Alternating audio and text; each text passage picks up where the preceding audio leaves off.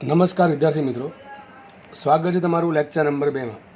First લેક્ચરમાં આપણે આ ચેપ્ટરની બેઝિક ઇન્ટ્રોડક્શન મેળવીને શરૂઆત કરેલી અને એમાં આપણે ચુંબકીય ફ્લક્સ વિશે ભણેલા. ત્યારબાદ આપણે ફેરાડેનો નિયમ એટલે કે epsilon is equal two minus d∅/dt અથવા epsilon is equal two minus ∆ϕ/Δt નો અભ્યાસ કરીને થોડા દાખલા ગણેલા. એ જ પ્રેક્ટિસને આપણે આગળ વધારીએ.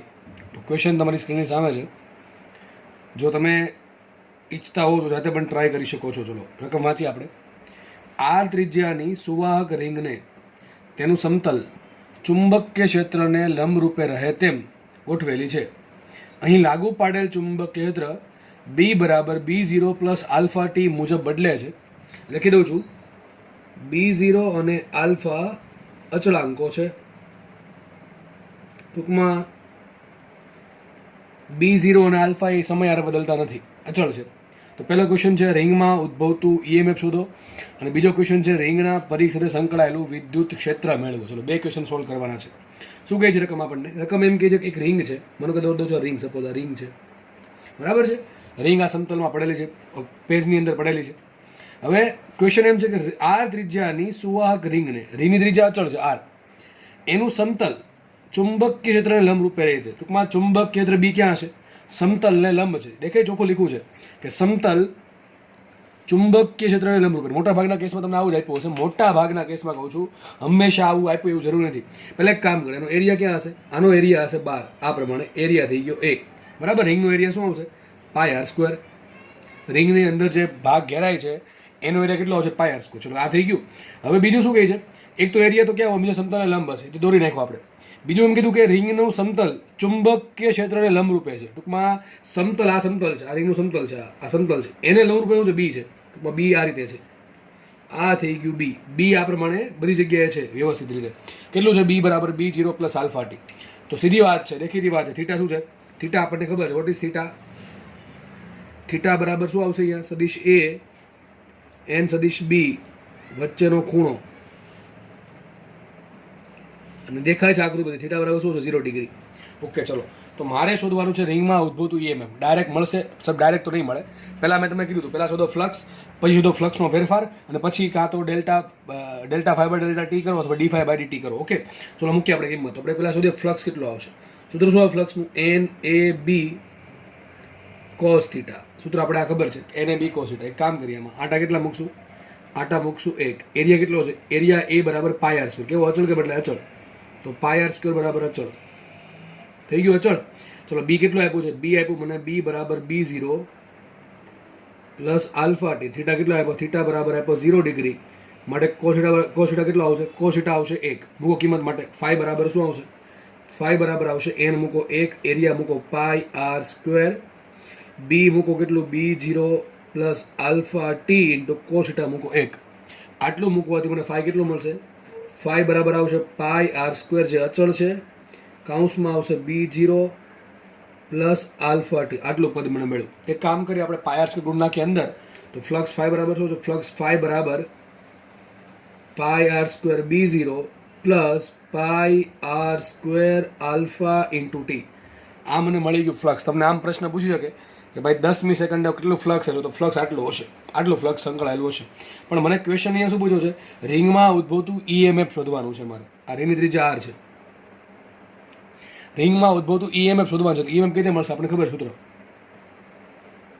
EMF E બરાબર કયું સૂત્ર આવશે? માઇનસ d∅/dt કે ∆ϕ/Δt. સીધી વાત છે. ફેરફાર મોટો હોય તો સૂત્ર આવશે ∆ϕ/Δt.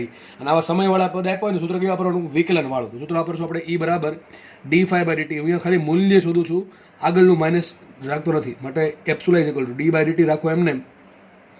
અહીંયા ફાઈ બરાબર શું છે? ફાઈ બરાબર આટલું પદ πr² B0 plus πr² alpha into આટલું પદ આવ્યું. પણ આખું પદ દેખાય છે મને અચળ. કેવું પદ છે? અચળ છે. એમાં આટલું પદ પાછું કેવું છે? અચળ છે.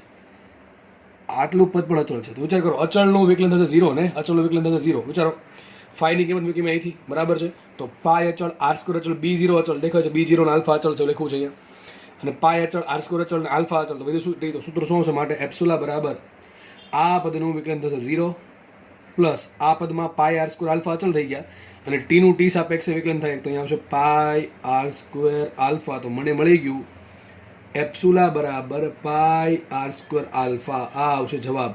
તો રિંગમાં આટલું ઈએમએફ ઉત્પન્ન થાય. આવડે કે ન આવડે? એકદમ ઇઝી દાખલો છે. બીજો ક્વેશ્ચન કહે છે રિંગના પરિઘ સાથે સંકળાયેલું વિદ્યુત ક્ષેત્ર. હું તમને એક સલાહ આપું છું આ ચેપ્ટર પૂરતી, કે આ ચેપ્ટરમાં તમને ક્યાંય પણ વિદ્યુત ક્ષેત્ર પૂછે, તમને યાદ હતું, તમને ભણાવ્યું હતું એપ્સુલા બરાબર સંકલન સદિશ ઈ ડોટ ડીએલ. શું આવું હતું? એપ્સુલા બરાબર સંકલન સદિશ ઈ ડોટ ડીએલ. ચેપ્ટર નંબર 2 ની સ્ટાર્ટિંગમાં જ આવું ભણાવ્યું હતું. વોલ્ટેજ બરાબર સંકલન ઈ ડોટ ડીએલ. એકમ ધન વિદ્યુતભારને અનંત અંતરેથી આપેલ બિંદુ સુધી લાવવા માટે વિદ્યુત ક્ષેત્રની વિરુદ્ધમાં કરવા પડતા કાર્યને તે બિંદુ પાસેનું શું કહેવાય? વોલ્ટેજ. કે આવું ભણાવ્યું હતું. એટલે ટૂંકમાં એક કાર્ય છે આ. પણ અહીંયા આપણે માનશું વિદ્યુત ક્ષેત્ર અચળ છે. સૂત્ર શું વાપરશું? યાદ રાખજો. સૂત્ર વાપરવાનું તમારા વી બરાબર ઈડી. યાદ છે ને? વી બરાબર ઈડી યાદ રાખજો. સૂત્ર આવશે વી બરાબર ઈડી. પણ આ ક્યારે વપરાય? વિદ્યુત ક્ષેત્ર નિયમિત હોય ને તો જ વાપરી શકો, બાકી વાપરી શકો નહીં. પણ આપણે અત્યારે એવું માની લઈએ છીએ કે વિદ્યુત ક્ષેત્ર અચળ છે, એટલે આપણે વાપરશું વી બરાબર ઈડી પરથી સૂત્ર મૂકવા. તો એપ્સુલા બરાબર શું મળશે? સોરી, એપ્સુલાની ઈ બરાબર શું મળશે? ઈ બાય એપ્સુલા બાય ડી.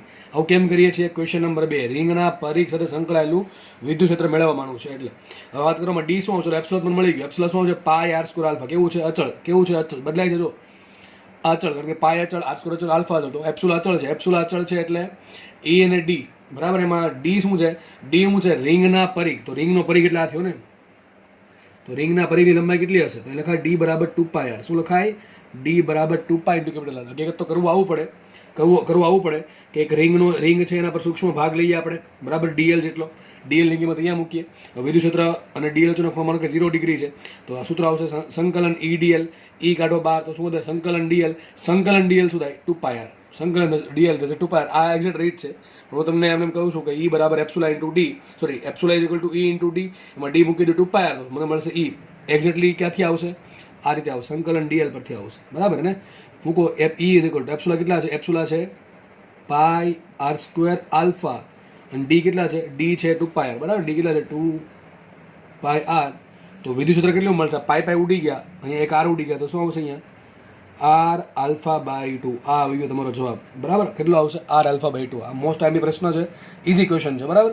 અહીંયા ટી આપ્યું છે કે ટી સ્ક્વેર આપણે ટૂંકમાં બીમાં જ ચાળા કરી નાખે, બીનો ચેન્જ કરી નાખે તમને. એના પરથી એપ્સુલામાં ચેન્જ થાય, એપ્સુલામાં ચેન્જ થાય તો ઈમાં ચેન્જ થાય. મોટાભાગે દાખલો તમને પહેલો પૂછશે કે ભાઈ એપ્સુલા કેટલો હશે. આ ક્યારેક ભાગ્ય પૂછે છે વિદ્યુત ક્ષેત્રવાળું બરાબર. બાકી દાખલો આજ પૂછશે તમને એપ્સુલા ઇઝ ઇક્વલ ટુ શું આવે. તો દાખલા હવે પૂછશે તો તમને આવડવા જોઈએ. જો તમે જુઓ લાસ્ટ ટાઈમના દાખલા આપણે થીટામાં ચેન્જ કર્યો હતો, એરિયામાં ચેન્જ કર્યો હતો, અને આજે આપણે બીનો ચેન્જવાળો દાખલો જો. દાખલો ઇઝી છે, આવડવો ફરજિયાત છે, કઈ દાખલામાં છે નહીં ખાસ બરાબર છે. તો વ્યવસ્થિત જોઈ લેવો, અને તમને પીડીએફ છે આની તમને લિંકમાં મળી જ જશે, એટલે ચિંતા ના કરવી. હવે આપણે ચર્ચા કરીએ આ ચેપ્ટરના અતિ જ મહત્વના ભાગની, જેનું નામ છે મોશનલ ઈએમએફ. એટલે કે ઇમોશનલ નહીં, મોશનલ, ગતિકીય ઈએમએફ. ટૂંકમાં કે ગતિ આવશે. ગતિના કારણે જે ઈએમએફ ઉત્પન્ન થાય, હું તમને શોર્ટમાં કહું છું, ગતિના કારણે જે ઈએમએફ ઉત્પન્ન થાય એને કહેવાય ગતિકીય ઈએમએફ. શું કહેવાય? ગતિકીય ઈએમએફ બરાબર. ગતિના કારણે જે ઈએમએફ ઉત્પન્ન થાય છે એને કહેવાય ગતિકીય ઈએમએફ. તો લખ્યું છે અહીંયા ગતિના એક્ઝેક્ટલી ઈએમએફ શું કામ ઉત્પન્ન થાય? હવે ઈએમએફ ને ગતિ હારે કોઈ લેવા દેવા છે નહીં. ઈએમએફ ને કોને લેવા દેવા છે? ફેરેડેભાઈ શું કીધું હતું? ઈએમએફ ને લેવા દેવા છે ચુંબકીય ફ્લક્સના ફેરફાર હારે. તો મારે કોઈ પણ હિસાબે ચુંબકીય ફ્લક્સનો ફેરફાર કરવો પડે સમય હારે, તો જ ઈએમએફ ઉત્પન્ન થાય. હું શું ટ્રાય કરીશ? હું ટ્રાય એમ કરીશ કે ગતિના કારણે ગુચલા સાથે સંકળાયેલું ચુંબકીય ફ્લક્સમાં સમય હારે ફેરફાર થાય. સમય હારે ફેરફાર થશે તો ફેરાડેના નિયમ મુજબ એમાં ઈએમએફ પ્રેરિત થાય. આ જે ઈએમએફ છે ને કે ગતિ ઈએમએફ. ટૂંકમાં આપણે બીજું કંઈ નથી કરવાનું. આપણી પાસે જે ફ્લક્સ છે બરાબર છે, કેટલું ફ્લક્સ? એન બી એ કોથેટા. જો લખ્યું છે ફાઈ બરાબર એન બી એ કોથેટા. આ જે ફ્લક્સ છે એ ફ્લક્સમાં કોઈ પણ હિસાબે ફેરફાર થવો જોઈએ સમય હારે, અને એ સમય હારે ફેરફાર થાય તો જ તે ઈએમએફ ઉત્પન્ન થાય. તો આ ફેરફાર કરવા માટે આપણે ઉપયોગ કરશું ગતિનો, એટલે કે વેગનો બરાબર, ઝડપનો ઉપયોગ કરશું. કઈ રીતે કરશું એના માટે તમને નીચે એક સિસ્ટમ આપી છે, સમજો શું છે વસ્તુ. જો માનો કે આ એક સુહાગ પટ્ટી છે. આ પટ્ટીનો આકાર તમને અત્યારે દેખાતો છે કે યુ આકારની પટ્ટી છે. કેવી આકારની છે? યુ આકારની પટ્ટી છે, પણ એ કોઈ પણ આકારની હોઈ શકે. તે જસ્ટ સમજવા માટે ઇઝી રહે સાબિતી, એટલા માટે મેં એવું કંઈક ધાર્યું છે કે માનો કે એક યુ આકારની પટ્ટી છે. આ પટ્ટી પર એક સળિયો છે, દેખાય છે સળિયો છે. આ સળિયો સ્લાઇડ કરી શકે. શું કરી શકે? સ્લાઇડ કરી શકે. ટૂંકમાં આ સળિયો છે એ આ પટ્ટી પર હલનચલન ટૂંકમાં મુક્ત રીતે આપણે એને ખેંચી શકીએ છીએ. ટૂંકમાં સ્લાઇડ કરી શકે છે, સરકી શકે છે. માનો કે આ સળિયાને હું વી વેગથી ખેંચું છું, તો માની લો થોડુંક અમુક વસ્તુ ધારવી પડશે મારે. ધારો કે જો આ પોઈન્ટ, કયા પોઈન્ટ? આ પોઈન્ટ અને આ પોઈન્ટ વચ્ચે લંબાઈ એલ છે. કયા પોઈન્ટ વચ્ચે? ખાસ કહું છું, આ પોઈન્ટના જે બહાર નીકળી ગયો સળિયો, એનું કંઈ કામ નથી. આ પોઈન્ટ અને આ પોઈન્ટ વચ્ચે લંબાઈ એલ છે. ટૂંકમાં સળિયાની લંબાઈ આપી મને એલ. કેટલી લંબાઈ આપી લખી દઉં છું અહીંયા? સળિયાની લંબાઈ. ભાઈ બહુ મહત્વની થિયરી છે. આમાંથી એક ક્વેશ્ચન નહીં 1000 ક્વેશ્ચન પૂછાશે. ટૂંકમાં ઘણા બધા ક્વેશ્ચન્સ આમાંથી સોલ્વ કરવાના છે એક જ થિયરીમાંથી આપણે. એમાં જે આઈએમપી છે તમને કહેતો જઈશ, બરાબર છે, વધારે મહત્વના. તો સળિયા લંબાઈ એલ ધારી લીધી છે. સળિયાનો વેગ છે વી, કોઈ સમયનો વેગ વી છે. મારે શોધવું શું છે? મારે શોધવું છે ઈએમએફ. ઈએમએફ કઈ રીતે મળશે? ફ્લક્સ પરથી. ફ્લક્સનો ફેરફાર શોધો અને વિકલન કરો એનું, એટલે શું મળે તમને? ઈએમએફ મળે. તો મારે આ પ્રમાણે જવાનું છે. તો પહેલાં મારું સ્ટેપ શું છે? ફાઈ શોધવાનું. ફાઈ માટે મારે જરૂર 4 વસ્તુની પડે. એન ની પડે, બી ની પડે, એ ની પડે, થીટા ની પડે. ચલો એન, આટા તો એક જ દેખાય છે. આટા તો એક જ છે, તો લખું છું એન બરાબર 1.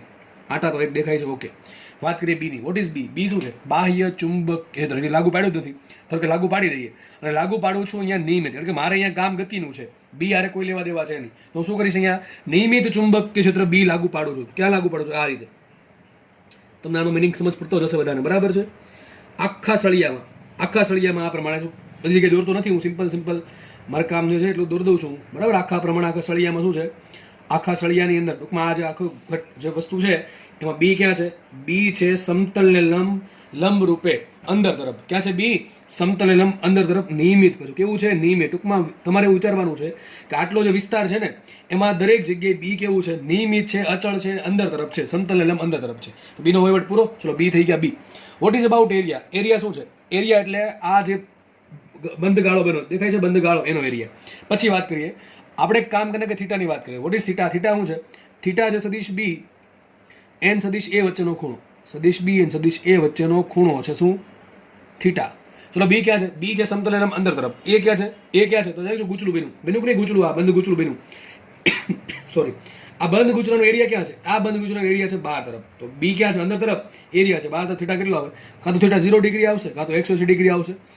અત્યારે આપણા કેસમાં 180 આવશે. એ 0 પણ આવી શકે. ક્યારે 0 આવશે? કે ભાઈ આપણે બી છે એ સમતલ લંબ બહાર તરફ પ્રોવાઈડ કર્યું હોત તો થીટા આવત કેટલો?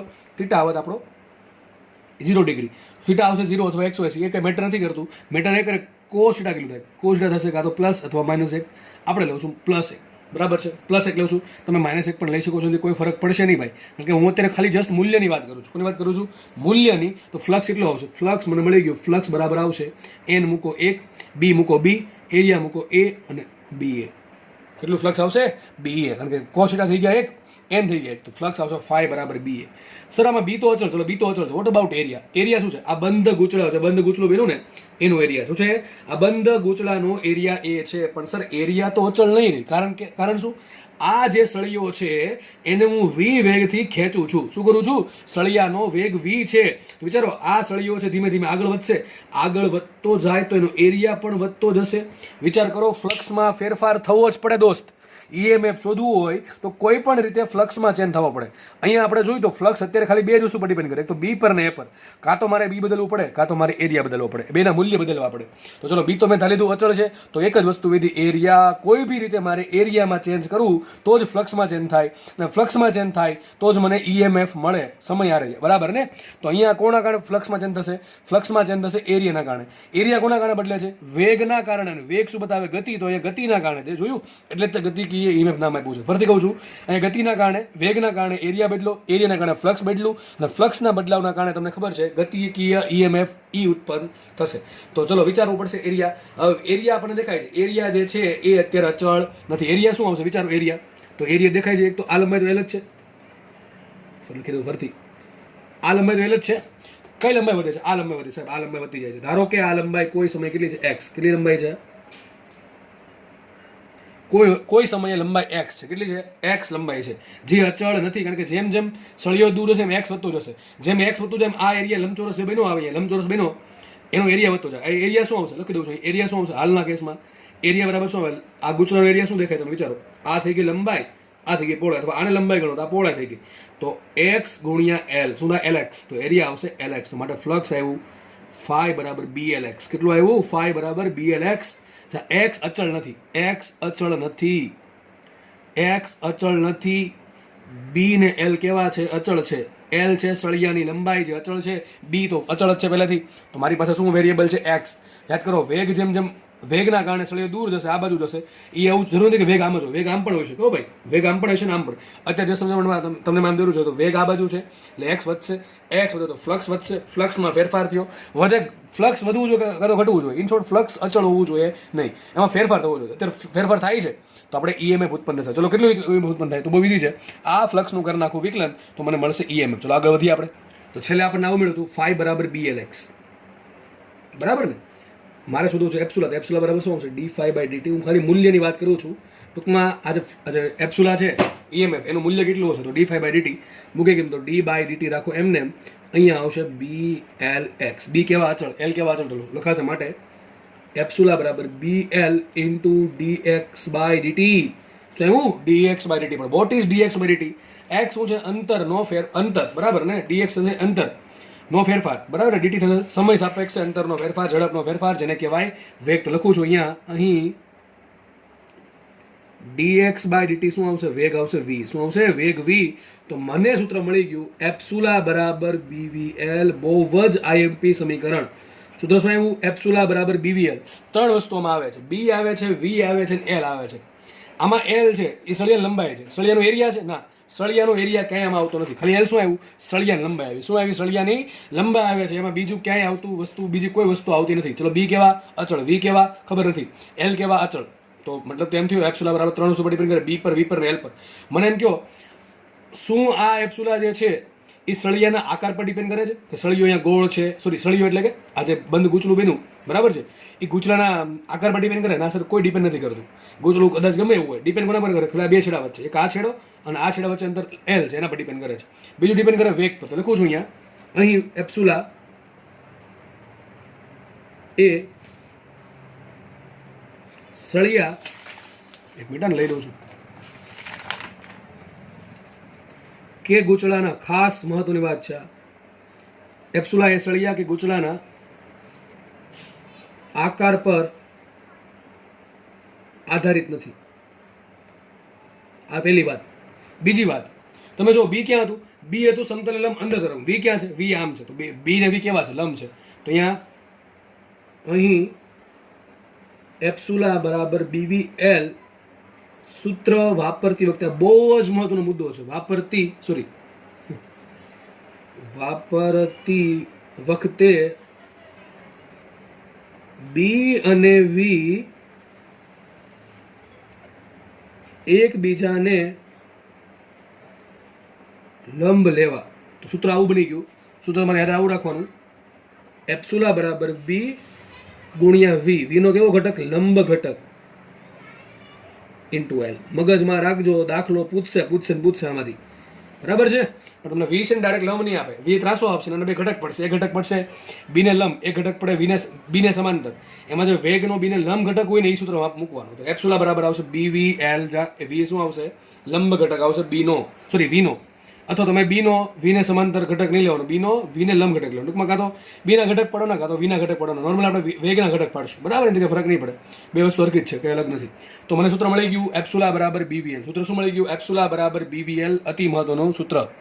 હવે ભાઈ EMF ઉત્પન્ન થયું હોય અને બંધ ગાળો છે તો ડેફિનેટલી કરંટ એ ફ્લો થતો હશે. ધારો કે કરંટ ફ્લો થાય છે, ધારો કે સર્કિટમાં કરંટ ફ્લો થાય છે. ડાયાગ્રામ જરૂર પૂરતો દોરી દઉં છું કે આ પ્રમાણે આપણો દાખલો ડાયાગ્રામ હતો, બરાબર ને? વિચાર કરો, કરંટ અહીંથી ધારો કે અહીંથી ફ્લો થયો. ધારો કે કરંટ, હવે જો કરંટ અહીંથી ફ્લો થઈ શકે, અહીંથી ફ્લો થઈ શકે. કરંટ આમે હોઈ શકે આ રીતે, અને કરંટ આમે હોઈ શકે, સમઘડી હોઈ શકે અને વિષમઘડી હોઈ શકે. એ કેમ ખબર પડે સમઘડી છે કે વિષમઘડી? એ આપણે જોશું હમણાં જ નક્કી કરીએ.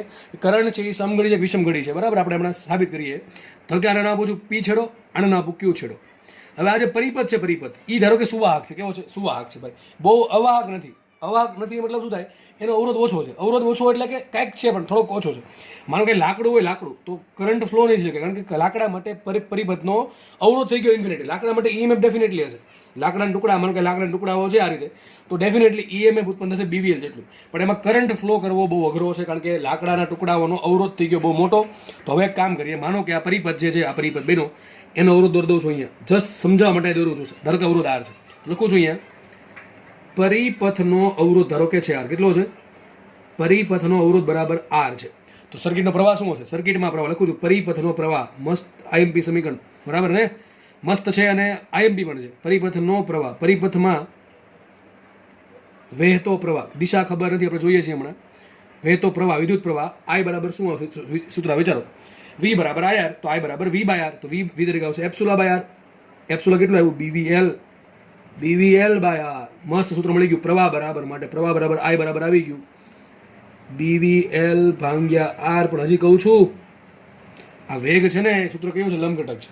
તો મને બીજું સૂત્ર મળી ગયું. આને આપી દે સમીકરણ, આને આપું છું સમીકરણ નંબર 1, આને આપું છું 2. બધા સમીકરણ મહત્વના છે, મગજમાં યાદ રાખતા જવા, સમજતા જાવ. ગોખવા નહીં, ગોખવાનો પ્રયત્ન કરતાય નહીં, ઢગલાબંધ સમીકરણ ભેગા થઈ જશે હમણાં. તો પ્રવાહ કેટલો આવશે? પ્રવાહ બરાબર વોલ્ટેજ ભાંગ્યા અવરોધ. સિમ્પલ. પ્રવાહ બરાબર વોલ્ટેજ ભાંગ્યા અવરોધ. વોલ્ટેજ આવશે બીવીએલ બાય આર. મોટા ભાગે બી ને વી લંબ જ હોય, મોટા ભાગે લંબ હોય, હંમેશા લંબ હોય એવું જરૂરી નથી. તો આપણે પ્રવાહ મળી ગયો છે. હવે એક કામ કરીએ, હવે નક્કી એ કરીએ સર પ્રવાહ પી છેડામાંથી ઉત્પન્ન થશે કે ક્યુમાંથી ઉત્પન્ન થાય, એ કેમ ખબર પડે? ચલો એના માટે મારે પેજ ફેરવવું પડશે ને આપણે નવી થિયરી ભણીએ પાછી. જો કે થિયરી યાદ છે પણ બીજો ટોપિક.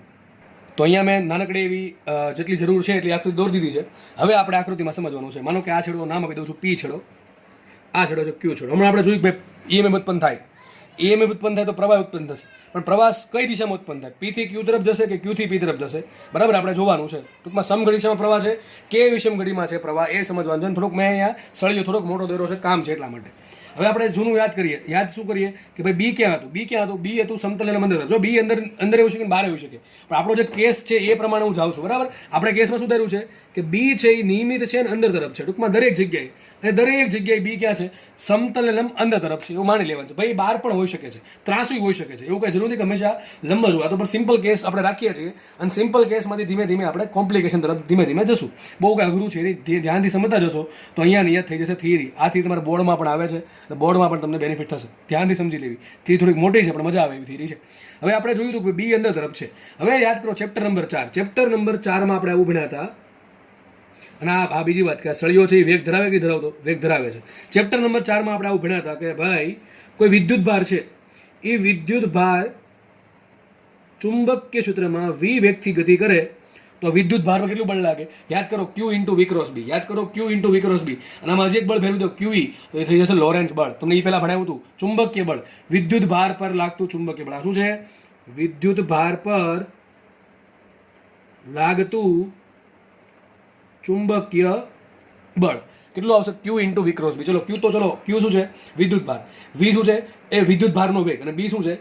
વિદ્યુત ભાર પર લાગુ પાડેલ બાહ્ય ચુંબકીય ક્ષેત્ર. તો ક્યુ ઇન્ટુ વી ક્રોસ બી આ દેખાય છે આપણને. મુખ્ય મારે ખાલી કિંમતનું કામ છે. તો એ બરાબર શું આવશે? Q into VB sine theta. વિચારો સળિયાની અંદર શું હશે? સળિયાની અંદર ઇલેક્ટ્રોન હોય, સળિયાની અંદર પ્રોટોન હોય. બરાબર છે. સળિયો ભાઈ સુવાહક છે. કેવો સળિયો છે? સુવાહક છે. એટલે એમાં ભરીને શું છે? મુક્ત ઇલેક્ટ્રોન છે અને ન્યુક્લિયસમાં શું છે? પ્રોટોન છે. હવે સળિયો ગતિ કરે છે, સળિયો ગતિ કરે તેની અંદરના શું થાય? ઇલેક્ટ્રોન ને પ્રોટોન પણ ગતિ કરે. શેની અંદર? બી ની અંદર.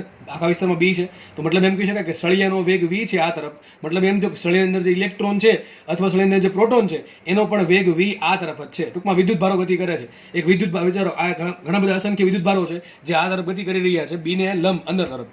બરાબર, બી કેવું છે? બી સમતલને લંબ અંદર તરફ છે, એને લંબ વી વેગથી વિદ્યુત ભારો ગતિ કરે છે.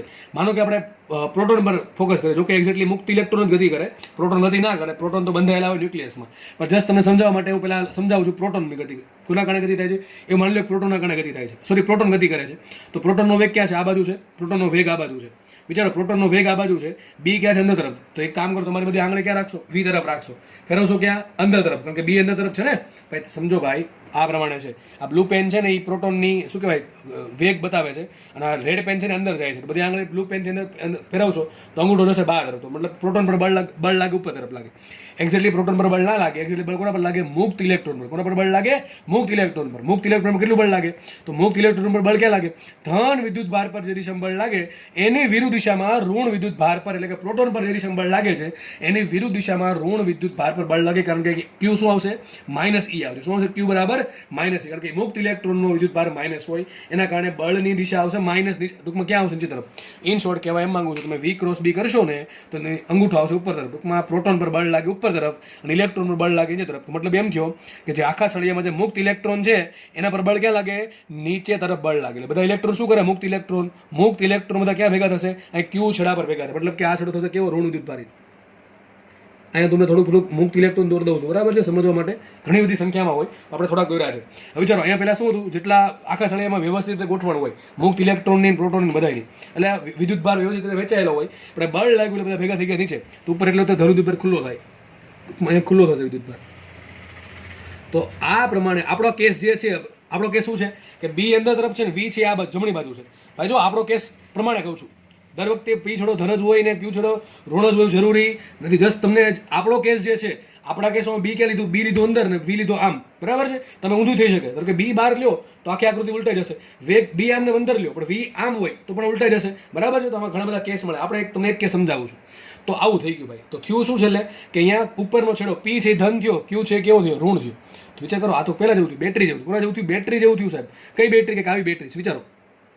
બેટરી જેવું થઈ ગયું કે પી છેડો કેવો ધન, ક્યુ છેડો કેવો ઋણ. તો પી છેડો ધન, ક્યુ છેડો ઋણ, અને આ બાકીની સર્કિટ એમને રાખી દઈએ. અને આ બેટરીનું ઈએમએફ કેટલું છે સર? આ બેટરીનું છે બીવીએલ. કેટલું છે? બીવીએલ છે. કેટલું છે? આ બેટરીનું ઈએમએફ બીવીએલ છે. અને આ સર્કિટનો પ્રવાહ કેટલો છે? સોરી, આ સર્કિટનો અવરોધ કેટલો છે? સર્કિટનો અવરોધ છે આર. સર્કિટનો અવરોધ કેટલો છે? આર છે. તમને વિચાર કરીને કયો, પી છેડો બેટરીના ધન છેડાનું કામ કરશે, ક્યુ છેડો બેટરીના ઋણ છેડાનું કામ કરશે, અને બાકીનો પરિપથ છે એનો કંઈક અવરોધ હશે. આ અવરોધમાં બધો અવરોધ આવી ગયો, આટલા પરિપથનો અવરોધ આવી ગયો, અને આ સળિયાનો અવરોધ આવી ગયો. બધો અવરોધ ભેગો થઈને કેટલો છે? આર અવરોધ છે. તો વિચાર કરો, પ્રવાહ ક્યાં હશે? પ્રવાહની વાત કરું એટલે એક્ઝેક્ટ કેવો પ્રવાહ આવે? રહેવાજિક પ્રવાહ. બે પ્રકારના પ્રવાહ હોય. એક જે એકચ્યુઅલ પ્રવાહ, જે રિયાલિટીમાં હોય ઇલેક્ટ્રોનના કારણે, જે આપણે ભણતા નથી. આપણે કયો ભણીએ છીએ? રહેવાજિક પ્રવાહ ભણીએ છીએ. એના કારણો ચર્ચા નથી કરવી, કારણ કે ક્લાસમાં થઈ ગઈ છે. તો રહેવાજિક પ્રવાહ ક્યાં હોય? ધન છેડાથી ઋણ છેડા તરફ. તો ટૂંકમાં પ્રવાહ હશે આ રીતે. આ સર્કિટમાં પ્રવાહ સમઘડી જશે. અને સળિયાની અંદર ક્યાંથી હશે? સળિયાની અંદર હશે. વિચાર કરો, સળિયાની અંદર ક્યાં હશે? ક્યુ થી પી. યાદ કરો, પરિપથમાં પ્રવાહ ક્યાં હશે? પી થી ક્યુ. પણ સળિયાની અંદર ક્યાંથી હશે? ક્યુ થી પી. ક્યાં હશે? ક્યુ થી પી. બહુ મહત્વની વાત છે. સળિયાની અંદર પ્રવાહ હશે ક્યુ થી પી, અને બહારના પરિપથમાં પ્રવાહ હશે પી થી ક્યુ. બહુ મહત્વની વાત છે. પ્રવાહ કઈ દિશામાં છે તમને આખી આકૃતિ આપી દે. તમને આવી સેમ ટુ સેમ આકૃતિ આપી દીધી જીમાં નીટમાં, કે આ પ્રમાણે સળિયો ગોઠવો છે, વેગ આમ છે ને બી લંબ અંદર તરફ છે. તો સળિયામાં પ્રવાહ કઈ દિશામાં દેખાય છે? કઈ દિશા છે? વિષમ ઘડી દિશામાં.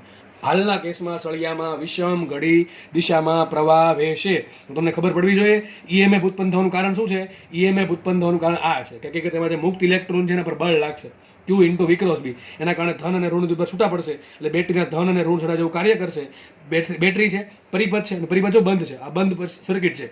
યાદ રાખજો, બંધ સર્કિટ હોય ને તો જ પ્રવાહ ઉત્પન્ન થાય. પણ સળિયો ખાલી શું કહેવાય, ઈએમએફ ઉત્પન્ન થવા માટે બંધ સર્કિટ જરૂર નથી, પણ પ્રવાહ પસાર કરવા માટે બંધ સર્કિટ આવશ્યક છે.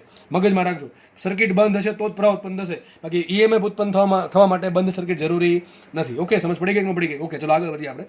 જોકે મોટાભાગે બંધ ગુજર તમને રકમમાં આપ્યું હશે. તો પ્રવાહ મળી ગયો મને કેવો દિશામાં? વિષમ ઘડી દિશામાં.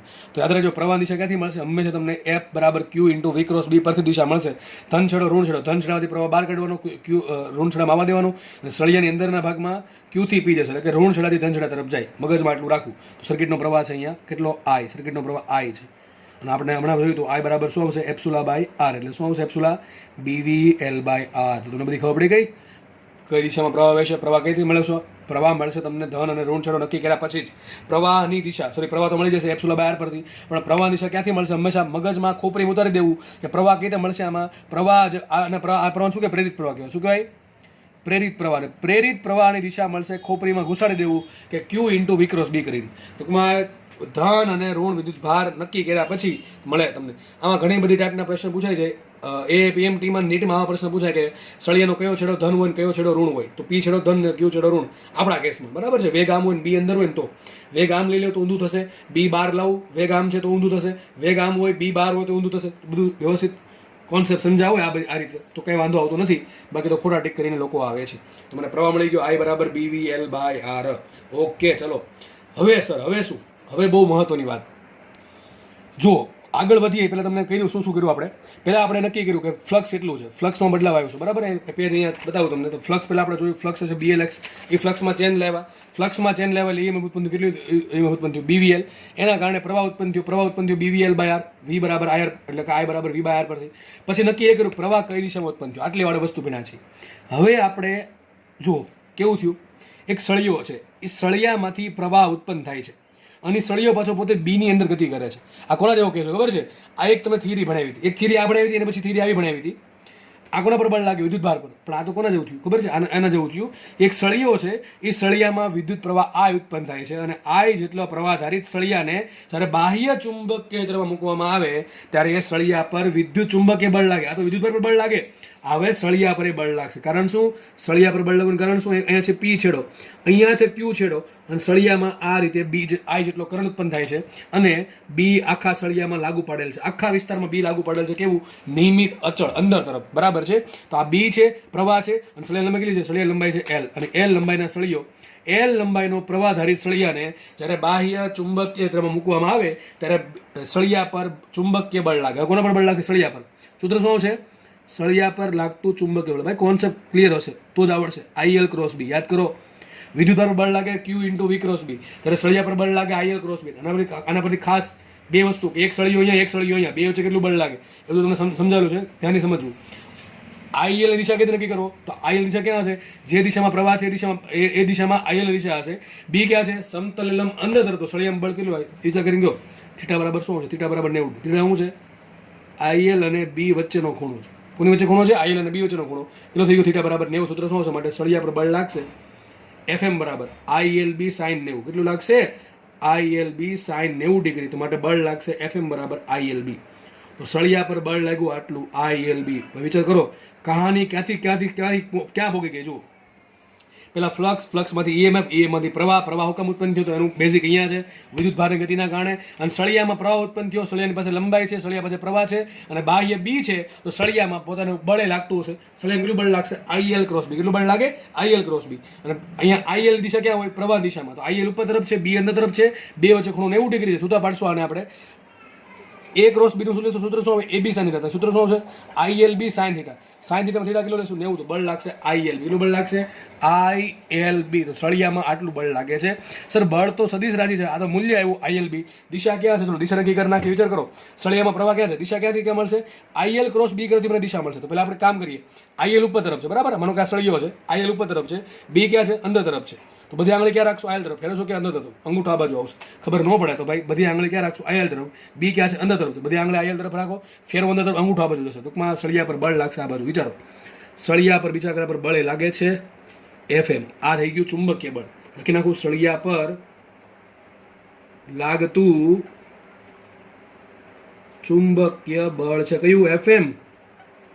ક્યાં લાગે? જુઓ, જે દિશામાં એનો વેગ છે એની વિરુદ્ધ દિશામાં લાગે છે. સળિયાનો વેગ આ બાજુ છે, એની વિરુદ્ધ દિશામાં FM લાગે છે. એક નવા પેજમાં લખું છું આ બધું. તો અહીંયા દોરી, આપણે જે આકૃતિ દોરી છે, અહીંયા આકૃતિ છે, સળિયા લંબાઈ L છે, સળિયામાંથી જે પ્રવાહ પસાર થાય છે કેટલો છે? I. કેટલો પ્રવાહ પસાર છે? I. આ છેડો P છે, આ છેડો Q છે, ઉપરનો છેડો કેવો છે? ધન છે, આ છેડો કેવો છે? ઋણ છે. એક બેટરીનું કામ કરશે. સળિયા પર આપણે જોયું આ બાજુ બળ લાગે છે કેટલું? FM. આ બાજુ બળ લાગે છે FM. B ક્યાં છે? સળિયાના સમતલ અથવા સમતલ લંબ અંદર તરફ છે. FM બળ લાગ્યું. FM બળ કેટલું લાગશે? વિચારો. FM બરાબર શું આવ્યું? સાબિત હમણાં આપણે કર્યું. FM બરાબર આવ્યું ILB. કેટલું આવ્યું? ILB. તો FM બરાબર આવે છે ILB. કેટલું બળ લાગે છે? FM બરાબર ILB. આ કયું બળ છે? ચુંબકીય બળ. કયું બળ છે? સળિયા પર લાગતું ચુંબકીય બળ. સળિયા પર લાગતું ચુંબકીય બળ છે FM. ખબર પડે કે નહીં? Okay, what is I? I is BVL by. યાદ છે ને?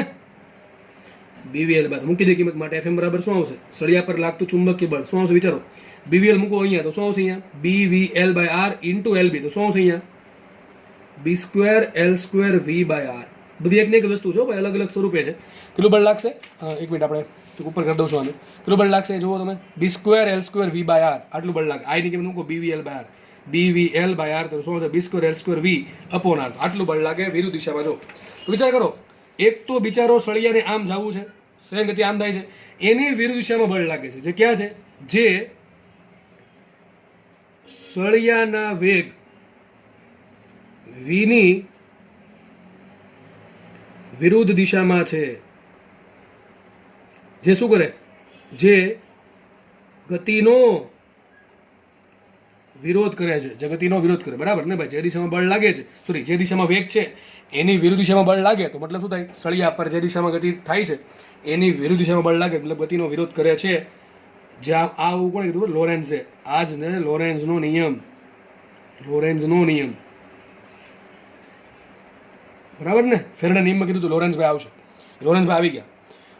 લોરેન્ઝનો નિયમ આવો હતો કે જેના કારણે ગતિકીય EMF ઉત્પન્ન થાય. કોના કારણે ઉત્પન્ન થાય છે? વેગના કારણે. યાદ છે ને? વેગના કારણે એરિયા બદલું, એરિયાના કારણે ફ્લક્સ બદલું, ફ્લક્સના કારણે ફ્લક્સના બદલવાના કારણે ફ્લક્સનો ફેરફાર થયો સમય એટલે EMF ઉત્પન્ન થયું. તો EMF ઉત્પન્ન થવાનું મૂળ કારણ વેગ છે. તો લોરેન્ઝે શું કીધું હતું? યાદ કરો. લોરેન્ઝે એવું કીધું હતું કે જેના કારણે EMF ઉત્પન્ન થાય છે એ કોના કારણે ઉત્પન્ન થાય? વેગના કારણે. તો વેગનો વિરોધ કરતું બળ લાગે એ પ્રમાણે EMF ઉત્પન્ન થશે. ટૂંકમાં અહીંયા FM શું કરે? ગતિનો વિરોધ કરે છે. ટૂંકમાં FM શું ટ્રાય કરે છે? કે સળિયાને આમ ખેંચવાની. વેગ શું કરે છે? આમ ટ્રાય કરવાની. બરાબર છે? તો વિચાર કરીને કયો, જો સળિયાનો પર મારે અચળ વેગ v જાળવી રાખવો હોય, જો સળિયાનો અચળ વેગ v જાળવી રાખવો હોય તો મારે શું કરવું પડે? મારે સળિયા પર આ દિશામાં બાહ્ય બળ લગાડવું પડે. તો જ સળિયાનો વેગ v અચળ હશે, તો જ BVL અચળ હશે, તો જ પ્રવાહ અચળ હશે, અને તો જ બધું અચળ હશે. બાકી અચળ નહીં હોય. બરાબર ને? કેમ નહીં અચળ હોય? વિચાર કરો કે વસ્તુ આમ જાય છે, ખાલી વસ્તુ પોતાની રીતે આમ જાય છે, એનો કંઈક વેગ છે. હવે કોઈ દોરી જામ તમે ખેંચી રાખો, બરાબર છે? તો મતલબ શું થાય? ધીમે ધીમે વેગ ઘટતો જશે. આ કોના જેવું કામ કરે? ઘર્ષણ બળ જેવું. કોના જેવું કામ કરે? ઘર્ષણ બળ જેવું. ટૂંકમાં જે દિશામાં વેગ છે એની વિરુદ્ધ દિશામાં ચુંબકીય બળ લાગે છે. જો આ દિશામાં લાગતું મતલબ શું થાય? કે જે દિશામાં વેગ છે એ દિશામાં ચુંબકીય બળ છે, ઓટોમેટિક સળિયાનો વેગ વધતો જાય. બરાબર છે? પણ અહીંયા તો શું થઈ ગયું? મતલબ કે સળિયાનો વેગ ઘટતો જશે. લખું છું અહીં FM એ વેગ vની વિરુદ્ધ દિશામાં હોવાથી સળિયાનો વેગ અચળ જાળવવા માટે FM ના મૂલ્ય જેટલું જ બાહ્ય બળ FM ની વિરુદ્ધ દિશામાં લગાડવું પડે કે જેથી સળિયા પર લાગતું પરિણામી બાહ્ય બળ શૂન્ય થાય. ટૂંકમાં સળિયા પર જેટલું બળ FM લાગે છે એટલું જ બળ હું બીજી દિશા આ દિશામાં લગાડું. પણ આ બળ કેવું છે? બાહ્ય બળ. આપણે લગાડવું પડશે. જો આપણે એવું ઈચ્છતા હોય કે સળિયો છે એ અચળ વેગ v થી ગતિ કરતો હોય તો મારે આ બાહ્ય બળ લગાડવું પડશે. અને આ બાહ્ય બળની કિંમત કેટલી હશે? મૂલ્ય કેટલું હશે? લખવું જોઈએ F બાહ્ય મૂલ્યની દ્રષ્ટિએ બરાબર આવશે FM. બરાબર કેટલું આવશે? બરાબર આવશે કેટલું? ILB. બરાબર આવશે ILB. બરાબર કેટલું આવશે? બરાબર આવશે B²L² V/R. B²L² V/R. ટૂંકમાં મારે સળિયા પર ફરજિયાત આટલું બાહ્ય બળ લગાડવું પડે ફરજિયાત. કેટલું? B²L² V/R. કઈ દિશા લગાડશું? આ દિશા લગાડશું. FM લાગે આ બાજુ, બાહ્ય બળ લગાડશે આ બાજુ. બે સરખા છે, વિરુદ્ધ દિશામાં છે, એટલે પરિણામી બળ 0 થશે. એટલે સળિયાનો વેગ v અચળ જળવાશે. તો જ v અચળ જળવાશે. બરાબર કે નહીં? તો કુછ ટપ્પો પડે કે નહીં? ટપ્પો પડવો જોઈએ, જરૂરી છે. ટપ્પો પડવો જરૂરી છે બહુ. તો આપણે માંથી પ્રવાહમાં ગયા, પ્રવાહમાંથી બળમાં ગયા, બળમાંથી બાહ્ય બળમાં ગયા. બાહ્ય બળથી ખબર પડી કે વેગ અચળ જાળવવો હોય તો મારે બાહ્ય બળ લગાડવું પડે. જો આ બાહ્ય બળ ના લગાડીએ તો શું થાય? તો આપણે એક અલગ થિયરી ભણશું. તો સળિયાનો વેગ ઘટશે કે વધશે? ઘટશે. કેટલો ઘટશે? જો બાહ્ય બળ નહીં લગાડીએ તો આપણે ખબર છે કે બાહ્ય બળ નહીં લગાડીએ તો આ બળ છે એ ગતિનો વિરોધ કરે છે, એટલે વેગ ઘટતો જાય. પણ મારો ક્વેશ્ચન સાહેબ એ છે કે સર વેગ ઘટશે ખરો, પણ કેટલો ઘટશે? મારે તો એ જોઈએ છે કે ટી સમયે વેગ કેટલો હશે. બરાબર? હું શોધી નાખીશ, હું તમને શીખવાડીશ કેમ મળશે. બરાબર? થોડીક પેશન્સ રાખો. બરાબર છે? આપણે જોશું એ. તો અત્યારે એ સમજીએ છીએ કે વેગ અચળ જાળવવો તો શું કરવું પડે? આટલું બળ લગાડવું પડે. હવે એક કામ કરીએ, છેલ્લી થિયરી આની પાવર. શું છે? પાવર. કે ભાઈ પાવર કેટલો ખર્ચાશે. ચલો, તો હવે આપણે ભણવાનું છે પાવર. ચલો, કુલ 2 ટાઈપના પાવર ભણવાનું છે. પહેલાં કામ કરીએ વિદ્યુત પાવર. સર વિદ્યુત પાવર કેમ કહેશે? એવું જો મારી પાસે એક સળિયો હતો, બરાબર છે? આ છેડો છે P, આ છેડો છે Q, આ છેડો છે ધન, આ છેડો છે ઋણ. એક સર્કિટ છે, બરાબર છે? સર્કિટનો અવરોધ કેટલો છે? સર્કિટનો અવરોધ R છે, બરાબર? અહીંયા સર્કિટનો અવરોધ R છે. સર્કિટમાંથી કરંટ જાય છે I જેટલો. આ લંબાઈ L છે, આ છેડો એપ્સુલા. એપ્સુલા બરાબર શું છે? BVL છે. શું છે? એપ્સુલા બરાબર BVL. હવે અહીંયા કંઈક વિદ્યુત એક તો EMF ઉત્પન્ન થયું, વોલ્ટેજ ઉત્પન્ન થયો, અને એના કારણે પ્રવાહ ઉત્પન્ન થયો છે. આપણે એવું ભણ્યા છીએ એક બેટરી છે 20 વોલ્ટની બેટરી હોય, એના કારણે સર્કિટમાં આ જેટલો પ્રવાહ વહેતો હોય તો બેટરીનો અથવા સર્કિટનો પાવર શું આવશે? P બરાબર VI. તો અહીંયા ઉત્પન્ન થયો છે તો આપણને પાવર મળે છે. તો વિદ્યુત પાવર કેટલો આવશે? વિદ્યુત પાવર P બરાબર VI પરથી વિચારો. P બરાબર VI. V શું આવશે? અહીંયા એપ્સુલા ઇન્ટુ પ્રવાહ કેટલો આવે? વિચાર કરો ભાઈ, આ આપણી પાસે હતું નહીં, આ તો ઉત્પન્ન થયું. આપણે ખાલી શું કર્યું? સળિયાને ખેંચો. આપણે શું કરીએ છીએ, ખાલી સળિયાને ખેંચીએ છીએ, એ સિવાય આપણે કોઈ કામ કરતા નથી.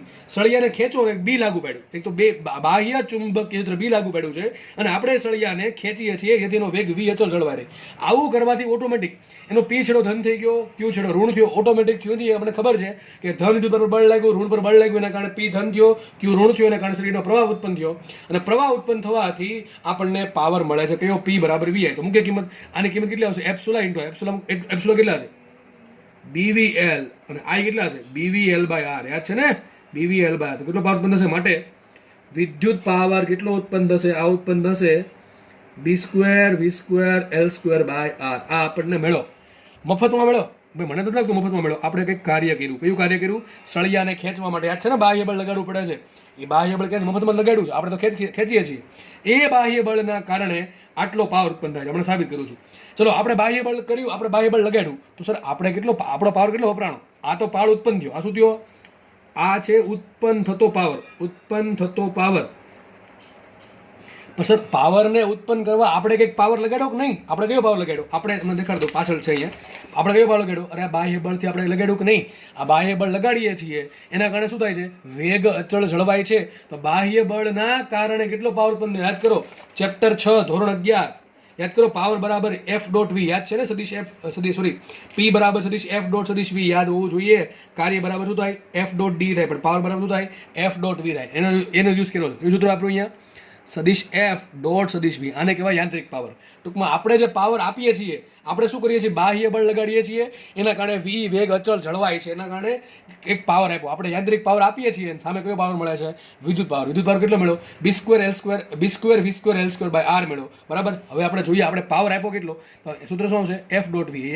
એફ કઈ દિશામાં? આ દિશામાં છે. વી કઈ દિશામાં? આ દિશામાં છે. તો ગુણાકાર શું આવશે?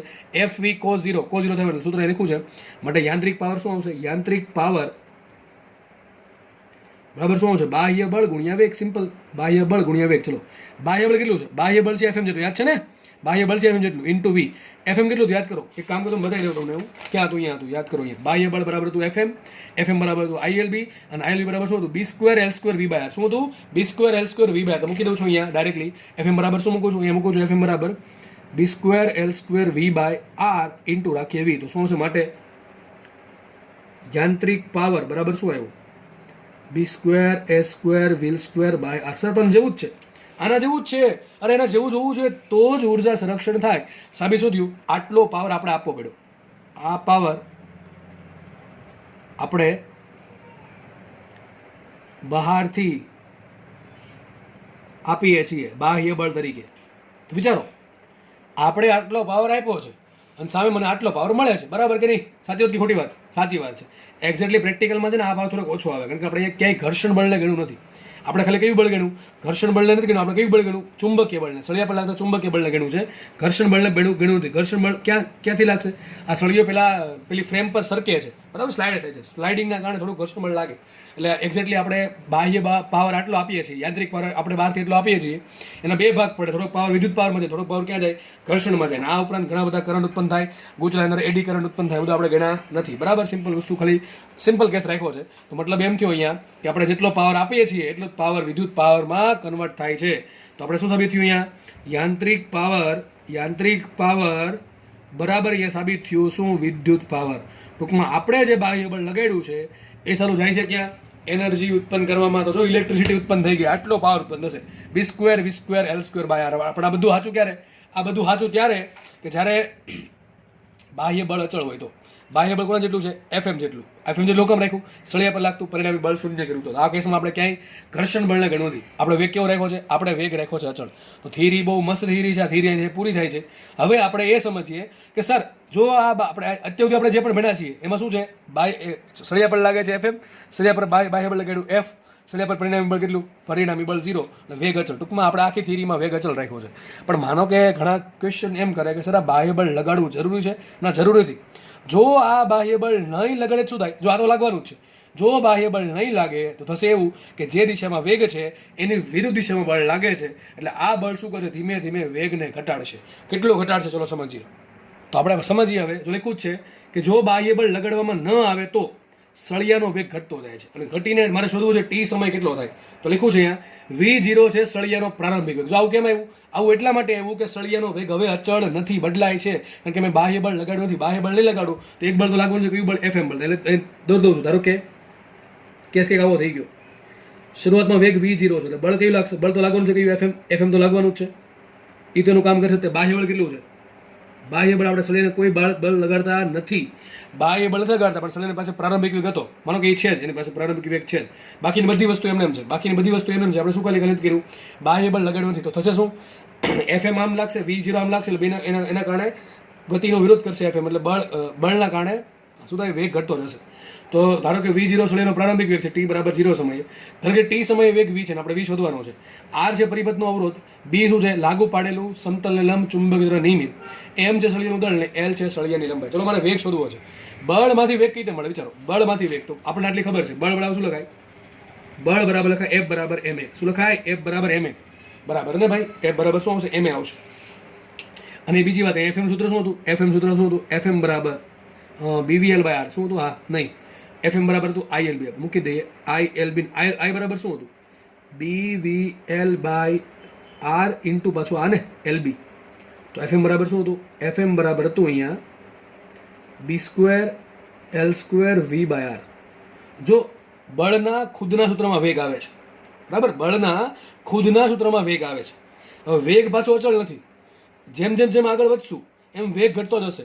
વેગ ઘટતો જશે એમ વેગનો વિરોધ કરતું બળ પણ ઘટતું જશે. ધીમે ધીમે ધીમે વેગ ઘટીને 0 થઈ જશે. એટલે આ બળ પણ 0 થઈ જશે. ટૂંકમાં સળિયો થઈ જશે સ્થિર. સમજ પડે કે ન પડે? તો એક કામ કરીએ, આપણે શોધી નાખીએ પહેલા પ્રવેગ. શું શોધી નાખીએ? પ્રવેગ. મને વિચાર કરીને કહ્યો અહીંયા વેગ વધે છે ઘટે છે? વેગ ઘટે છે એનું કારણ શું? ગતિનો વિરોધ થાય છે. એટલે પ્રવેગ ઉત્પન્ન થાય, પ્રતિપ્રવેગ ઉત્પન્ન થાય. સર અહીંયા ઉત્પન્ન થાય પ્રતિપ્રવેગ. શું ઉત્પન્ન થશે? પ્રતિપ્રવેગ. લખું છું અહીંયા. અહીં fm એ વેગનો વિરોધ કરતું હોવાથી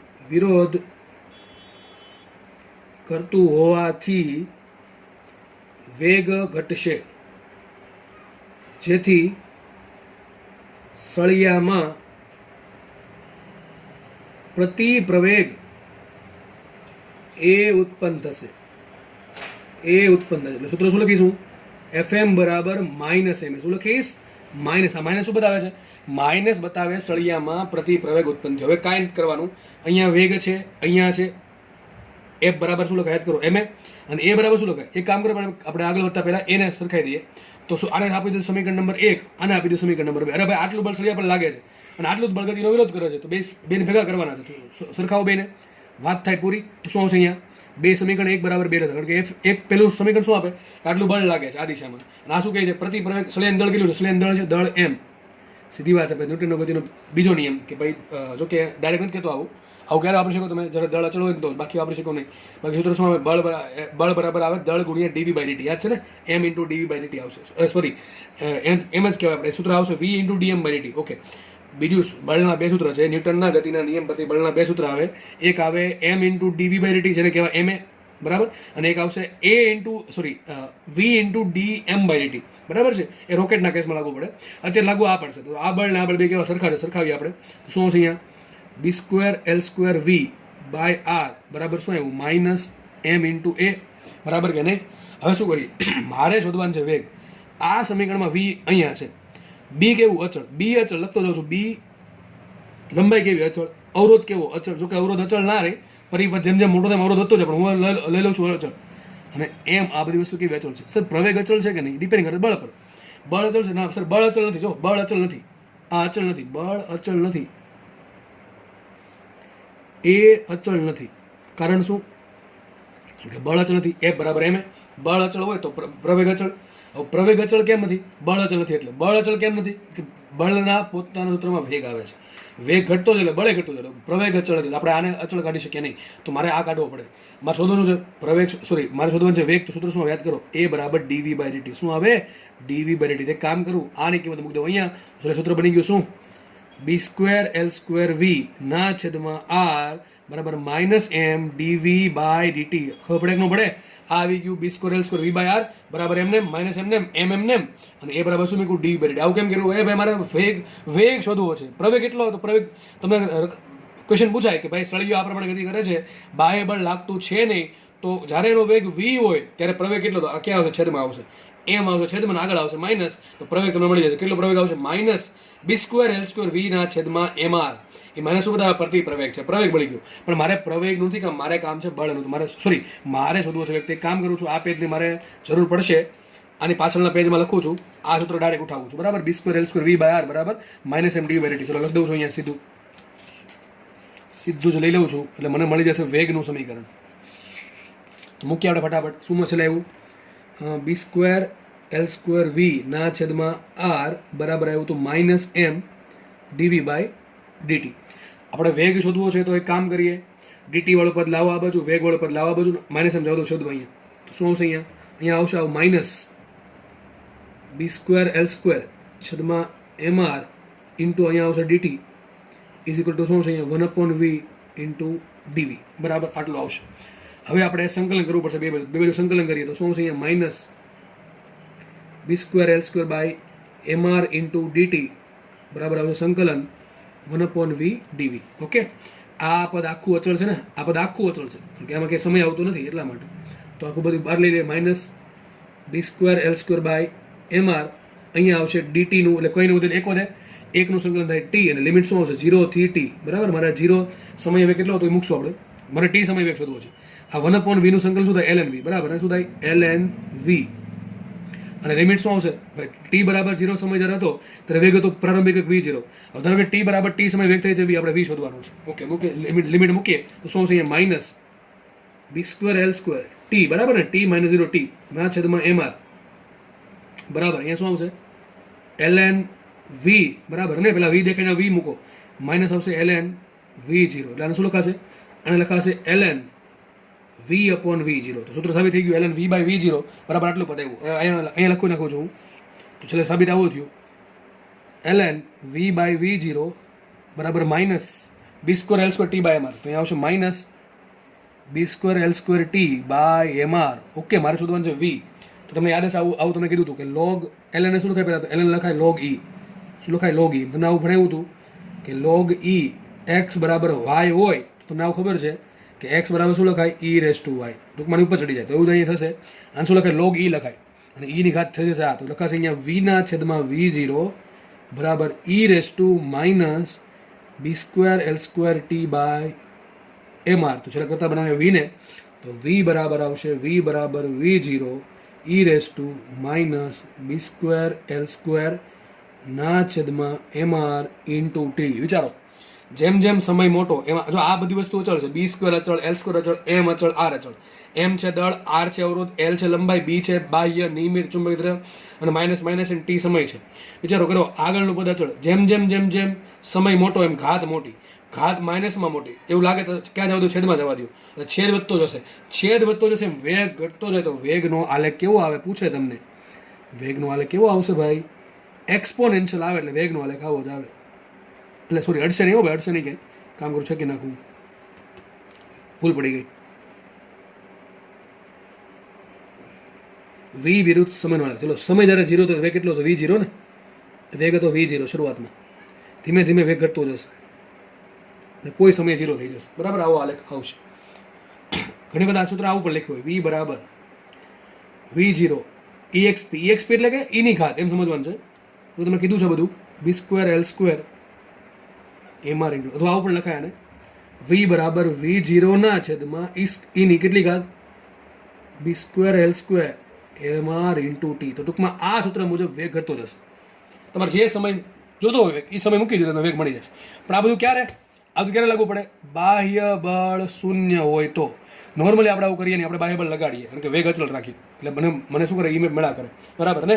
ઓકે, તો ચલો આ થિયરી થાય છે પૂરી. અહીંયા લાંબી થિયરી છે, ઘણું બધું આમાં આપણે શીખા છીએ કે EMF કેમ ઉત્પન્ન થાય, વિદ્યુત ભાર પર બળ લાગે, પ્રવાહની દિશા શું થાય, કેટલો પ્રવાહ ઉત્પન્ન થાય, પ્રવાહના કારણે સળિયા પર બળ લાગે FM, એના કારણે વેગ ઘટતો જાય. વેગ ઘટાડવો ન હોય તો બાહ્ય બળ લગાડવું પડે. એ બાહ્ય બળ લગાડશું તો નિયમિત મને શું કહેવાય? EMF મેળા કરશે, એના કારણે પાવર ઉત્પન્ન થશે. વિદ્યુત પાવર જેટલો હોય એટલો યાંત્રિક પાવર હોય, બરાબર છે. બાહ્ય બળના કારણે આપણે લગાડીએ એટલે યાંત્રિક પાવર આપણે આપવો પડે છે. અને સળિયામાં FM બળ લાગ્યું, અથવા સળિયામાં જે EMF ઉત્પન્ન થયું, I ઉત્પન્ન થયો, એના કારણે સળિયામાં શું કહેવાય? વિદ્યુત પાવર આપણે વિદ્યુત પાવર ઉત્પન્ન થાય છે. જોયું આપણે કે ઉર્જા સંરક્ષણના આધારે એવું કહી શકીએ કે જેટલું વિદ્યુત પાવર છે એટલું તો યાંત્રિક પાવર છે. પછી આ થિયરી આખી થિયરી અલગ જ છે. આ થિયરી શું કહે છે? આ થિયરી એમ કહે છે કે સળિયા પર તમારે બાહ્ય બળ નહીં લગાડો તો એફએમ તો લાગવાનું ચુંબકીય બળ, અને ચુંબકીય બળના કારણે સળિયાનો વેગ ઘટતો જશે. ઘટવાના કારણે વેગ ઘટવાના કારણે બધી વસ્તુ ઘટશે. પ્રવાહ ઘટશે, બળ ઘટશે, ચુંબકીય બળ ઘટશે, બરાબર, ઈએમએફ ઘટશે, બધી વસ્તુ ઘટી જશે, બરાબર. તો કેટલો કોઈ સમયે મારે વેગ જોતો તો વેગનું સમીકરણ શું હતું? વેગનું સમીકરણ અહીંયા આવશે. મસ્ત દાખલો છે, આલેખ પૂછાય, સમીકરણ આલેખ પૂછાય. નીટમાં ક્યારેક સૂત્ર પૂછી નાખે કે ભાઈ આ પ્રમાણે સળિયો છે ને આ ગોઠવણ આવી કરી છે તો ટી સમયે વેગ કેટલો છે, તો સૂત્ર તમને યાદ હોવું જોઈએ. કે દાખલો પૂછી નાખે ભાઈ, જીમાં દાખલો પૂછાઈ શકે. ઘણી વખત ભાગાકાર પૂછે, બરાબર છે, ભાગાકારના દાખલા પૂછી શકે. થિયરી એમ બી છે, મગજમાં રાખવી. તો બહુ મોટી થિયરી હતી જે આપણે પૂરી કરી છે. આખી થિયરી એક જ છે, બરાબર, ગતિકી ઈએમએફ. તો આપણે જોઈએ ગતિના કારણે ઈએમએફ ઉત્પન્ન થયું. આપણે થોડાક આગળ વધશું હવે. ચલો, એક ક્વેશ્ચન છે તમારી સ્ક્રીનની સામે છે. આ પ્રમાણે તમને માનો કે દાખલો પૂછાયેલો દાખલો છે. આવો તમને વિચિત્ર પ્રકારનો કોઈ પણ દાખલો પૂછશે. ચલો શું કહે છે દાખલો? જો શું કહે છે. એક સળિયો છે પીક્યુ, દેખાય છે પીક્યુ, થોડોક વિચિત્ર આકારનો સળિયો છે આ પ્રમાણે, બરાબર છે. એ એક નિયમિત ચુંબકીય ક્ષેત્રમાં લંબ રૂપે નીચે પડે છે. દેખાય છે કે નહીં? જો વેગ ક્યાં છે? નીચે તરફ છે, બી ક્યાં છે? અંદર તરફ છે. આ પી છેડો અને ક્યુ છેડો બે વચ્ચે લંબાઈ એલ છે. શું છે? પી અને ક્યુ છેડો બે વચ્ચે લંબાઈ કેટલી છે? એલ છે. તો ક્વેશ્ચન એવો છે, આ સળિયામાં ઉદ્ભવતું ઈએમએફ કેટલો છે? જો આમાં ક્વેશ્ચન એમ હોય પ્રવાહ કેટલો હશે, અરે પ્રવાહ કોઈથી પૂછશે જ નહીં, કારણ કે સળિયાની આ સર્કિટ અધૂરી છે ભાઈ. સર્કિટ કેવી છે? ઓપન સર્કિટ છે, પ્રવાહ ઉત્પન્ન જ ન થાય. મેં હમણાં કીધું હતું, પ્રવાહ ઉત્પન્ન થવા માટે સર્કિટ બંધ હોવી જરૂરી છે. અહીંયા પ્રવાહ તો ઉત્પન્ન નહીં થાય, પરંતુ અહીંયા શું ઉત્પન્ન થશે? અહીંયા ઈએમએફ તો ઉત્પન્ન થશે. મેં તમને હમણાં કીધું હતું, જે ઈએમએફ ઉત્પન્ન થાય ગતિકીય, યાદ કરો, ગતિકીય ઈએમએફ યાદ કરો. હમણાં આપણે આવ્યું હતું ભાઈ, ગતિકીય ઈએમએફ શું આવે? એપ્સુલા બરાબર બીવીએલ. શું આવે? બીવીએલ. મગજમાં એ રાખવાનું. સૂત્ર શું છે? ભી ઇન્ટુ વી શું લેવાનું? લંબ ઘટક લેવાનો. કોને? વેગનો બીને લંબ ઘટક લેવાનો ઇન્ટુ એલ, બરાબર ને?